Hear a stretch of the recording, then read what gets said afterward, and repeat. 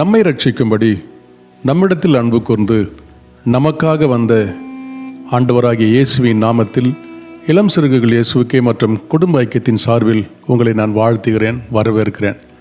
மீண்டும் ஒரு புதிய மாதத்தை தேவன் நமக்கு கொடுத்திருக்கிறார்.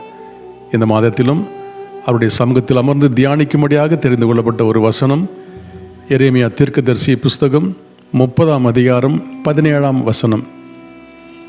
அவர்கள் உன்னை விசாரிப்பற்ற சீயோன் என்று சொல்லி உனக்கு தள்ளுண்டவள் என்று பேரிட்டபடியால் நான் உனக்கு ஆரோக்கியம் வரப்பண்ணி உன் காயங்களை ஆற்றுவேன் என்று கர்த்தர் சொல்லுகிறார்.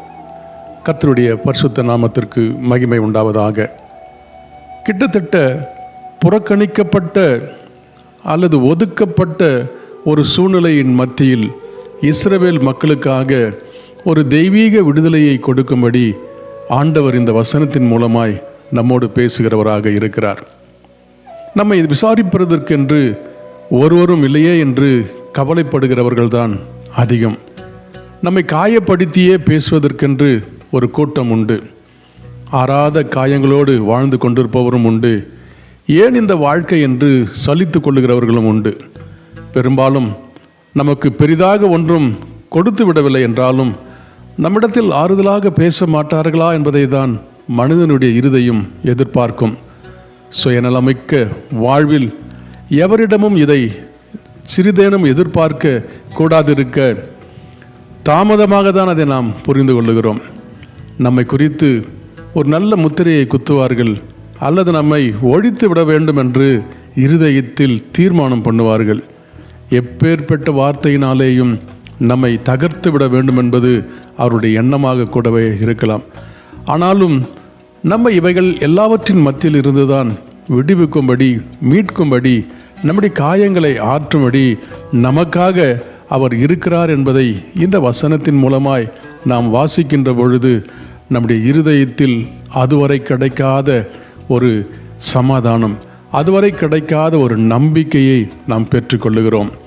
நம்மை கூட்டமாய் நம்மை சூழ்ந்து கொண்டாலும் நம்மை தப்பிக்கும்படிக்கு நமக்கு ஒருவர் இருக்கிறார் என்பதையும் மறந்துவிட வேண்டாம்.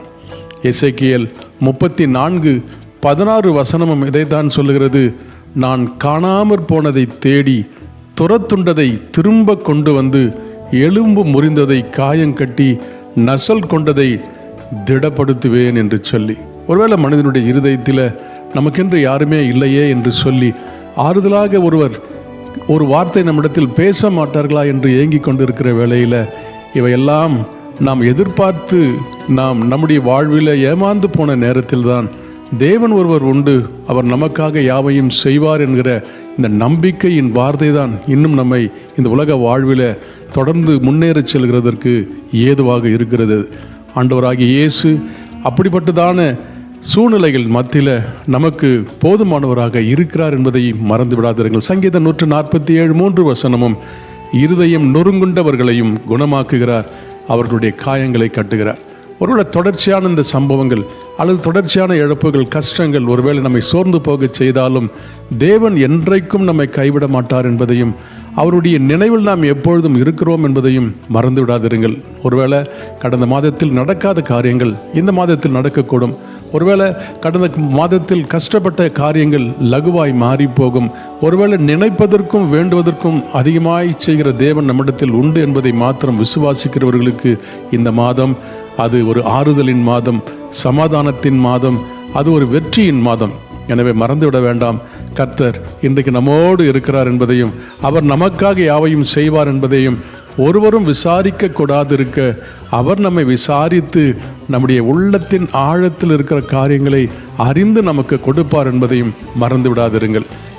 யார் நம்மோடு இருந்தாலும் யார் நம்மோடு இல்லாவிட்டாலும் தேவன் நம்மோடு இருக்கிறார் என்கின்ற அந்த ஆறுதல் வார்த்தை போதும் தானே. அப்படிப்பட்ட ஆண்டவரிடத்தில் நம்மை அர்ப்பணிப்போம், ஒப்பு கொடுப்போம், செபிப்போம். தாயும் அவரே, தந்தையும் அவரே, தாயும் அவரே, தந்தையும் அவரே, தாலாட்டுவார் சீராட்டுவார், தாலாட்டுவார் சீராட்டுவார். யார் என்னை கைவிட்டாலும் இயேசு கைவிட மாட்டார், யார் என்னை கைவிட்டாலும் இயேசு கைவிட மாட்டார், கைவிட மாட்டார், கைவிட மாட்டார், கைவிடவே மாட்டார். இயேசு கைவிடவே மாட்டார். நான் உன்னை விட்டு விலகுவதும் இல்லை, உன்னை கைவிடுவதும் இல்லை என்று சொல்லி நம்பிக்கையை கொடுக்கிற எங்கள் ஜீவனுள்ள நல்ல இயேசுவே, இந்த நாளுக்காக நன்றி செலுத்தி மை ஸ்தோத்திரிக்கிறோம். நீ தந்த எல்லா விதமான வாய்ப்புகளுக்காக நன்றி சொல்லுகிறோம். கடந்த மாதத்தில் கண்ணின் மணியைப் போல நீர் எங்களை காத்து ரட்சித்து இந்த புதிய மாதத்தை காணும்படியான கிருபையை தந்தீர். உமக்கு நன்றி செலுத்தி மை ஸ்தோத்திரிக்கிறேன். குறிப்பாய் உன்னை விசாரிப்பற்ற சியோன் என்று சொல்லி உனக்கு தள்ளுண்டவள் என்று பெயரிட்டபடியால் எங்களுடைய காயங்களை ஆற்றுவேன், நான் உங்களை விசாரிப்பேன், நான் உங்களை தேற்றுவேன் என்று வாக்கு பண்ணின ஆண்டவருடைய கரத்தில் இருக்கிறோம் என்கின்ற அந்த நல் வார்த்தைக்காக நன்றி செலுத்துகிறோம். இந்த மாதம் முழுவதும் உம்முடைய ஆலோசனைகளும் உம்முடைய வழிநடத்துதல்களும் எங்கள் வாழ்வின் ஒவ்வொரு நிலைகளிலேயும் இருந்து எங்களை ஆசீர்வதித்து வழிநடத்தும்படியாய் அர்ப்பணிக்கிறேன், ஒப்புக் கொடுக்கிறேன். தொடர்ந்து நீர் எங்களை ஆளுகை செய்யும். இயேசுவின் நாமத்தில் ஜெபிக்கிறேன் நல்ல பிதாவே, ஆமேன். God bless.